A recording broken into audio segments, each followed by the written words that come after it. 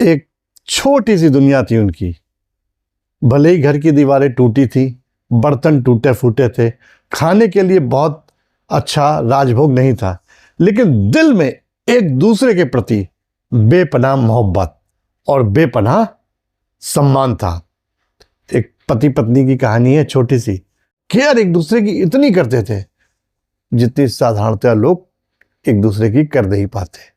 पैसे में भले ही गरीब थे, लेकिन प्यार में वो बड़े बड़े पैसों वालों से भी ज्यादा अमीर थे। एक दिन पत्नी ने ख्वाहिश रखी कि कंघी टूट गई है, आप कंघी ले आइए।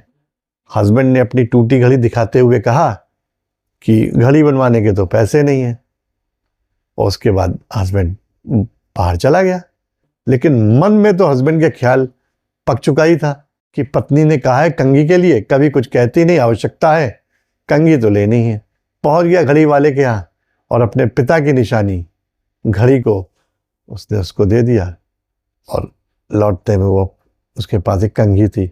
और जब वो घर पहुंचा तो उसने देखा कि पत्नी, जिसके बाल बहुत लंबे थे, बिल्कुल छोटे छोटे बाल हो गए थे, और वो अपने बालों को बेचकर उसकी घड़ी बनवा लाई थी।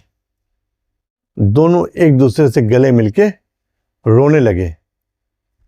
आंसू का मतलब गम नहीं था, बल्कि वो दोनों पूरी तरह समझ गए थे कि कम से कम कोई तो है जो उन्हें पूरी तरह जानता है, पूरी तरह समझता है। वो एक दूसरे के करीब आ गए। कंघी और घड़ी टेबल पर रख दी।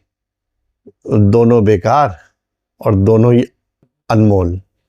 मोहब्बत करना कुछ नहीं, लेकिन मोहब्बत पाना कुछ तो है। जिसे तुम चाहते हो अगर पलटकर वो भी तुम्हें चाहे तो यही सब कुछ है।